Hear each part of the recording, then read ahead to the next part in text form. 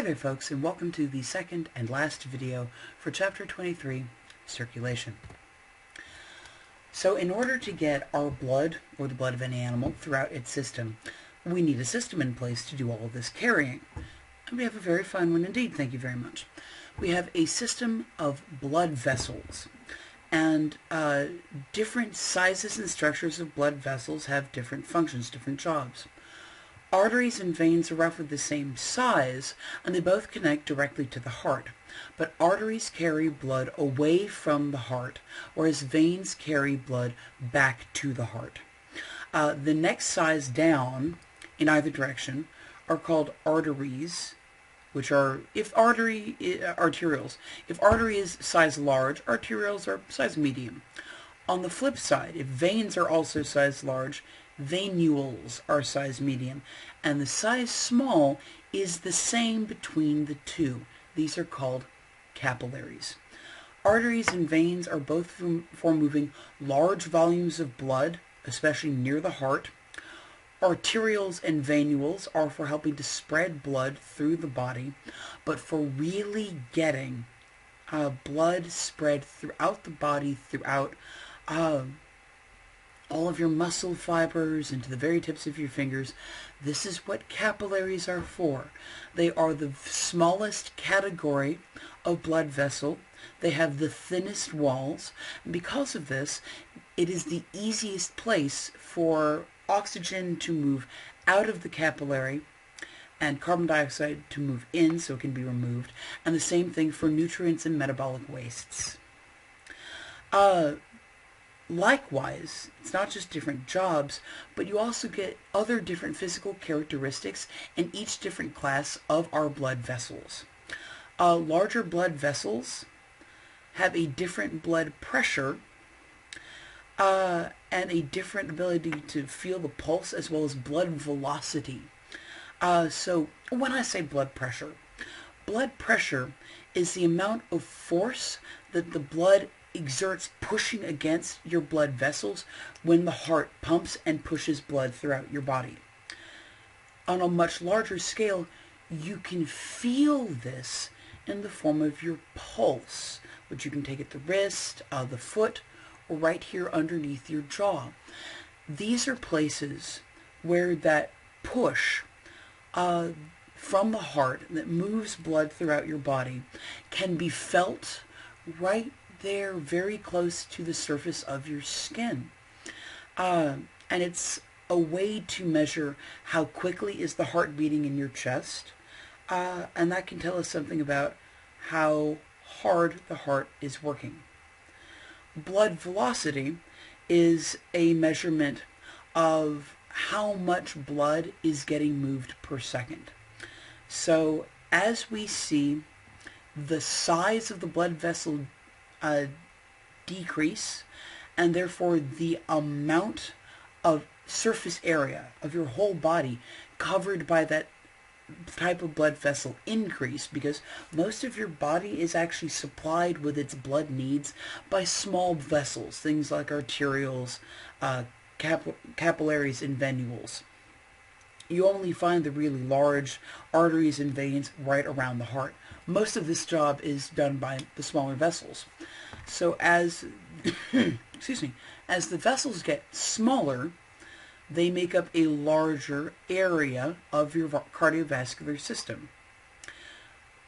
The closer to the heart, we see a higher velocity, which makes sense. Closer to the heart, coming away from the heart, blood carried by the arteries has just been pushed by the heart, by that cardiac muscle contraction.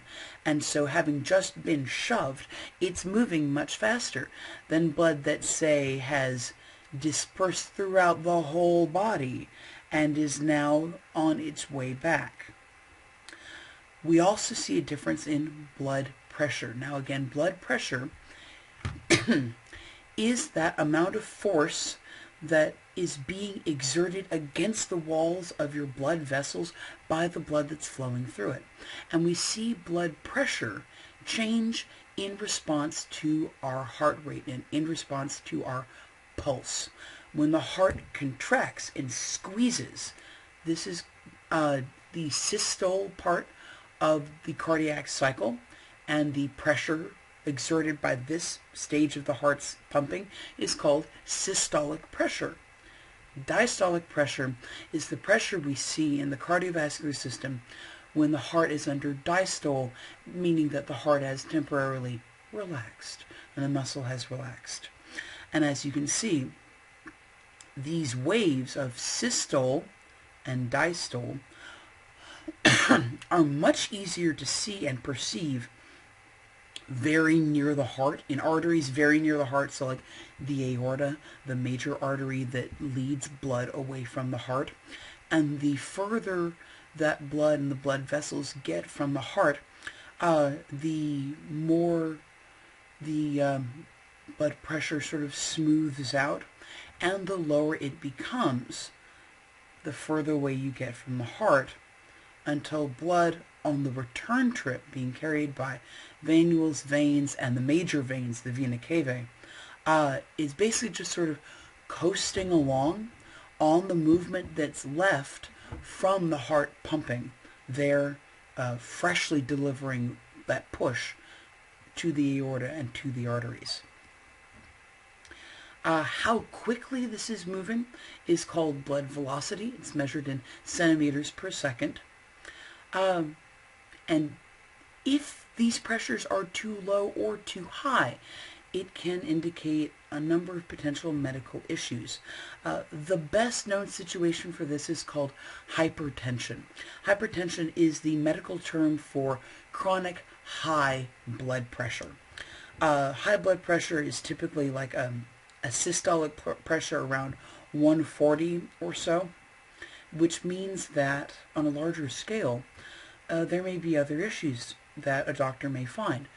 High blood pressure typically indicates that the heart is having to work pretty hard in order to keep blood moving well throughout the body. And there's a number of things that may make the heart need to work that hard. It may be because of atherosclerosis.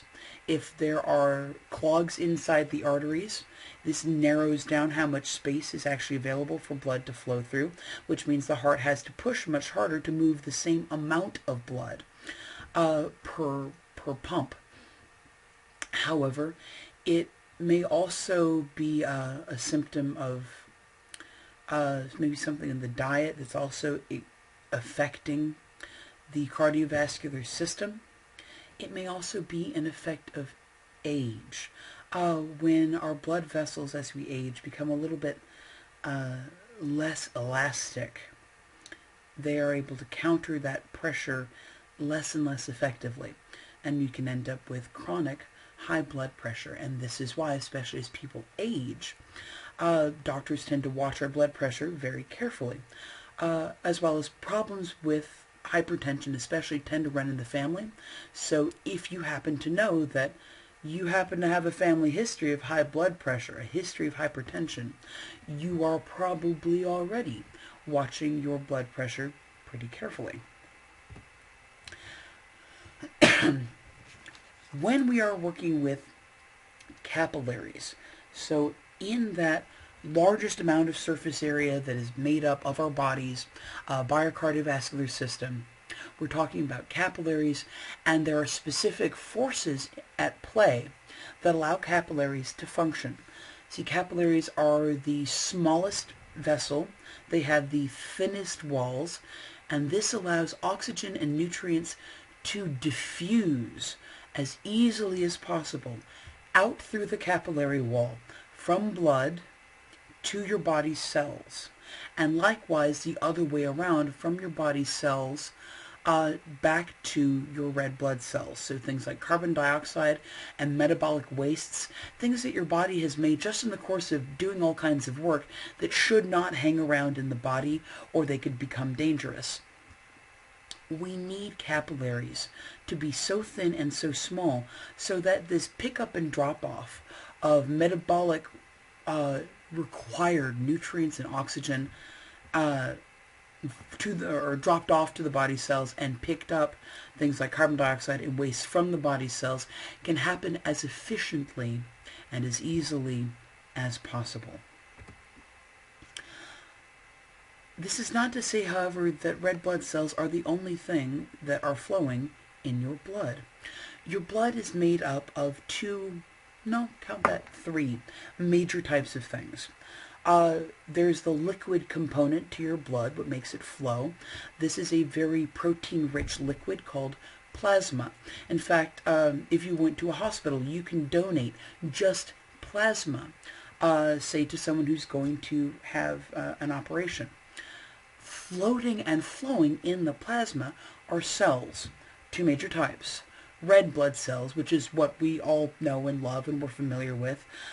These are called erythrocytes. It's the technical term for our red blood cells. And these are the little round cells that you might see under a microscope. They carry hemoglobin, and that allows them to bind oxygen from our lungs and carry oxygen as well as nutrients throughout our body. The other major type of cells in our blood, however, are our white blood cells, called leukocytes, technical term. And there are about 5 different classes of leukocytes, all of which have different specific jobs and all of which are part of our immune systems. So each of these different classes of white blood cells do specific things in your body to help defend your body from illness and infection. A good example of which is called a phagocyte. There are a couple different types of cells which are phagocytes, one of which is this little neutrophil over here. Neutrophils and monocytes, which is the other major type of phagocyte,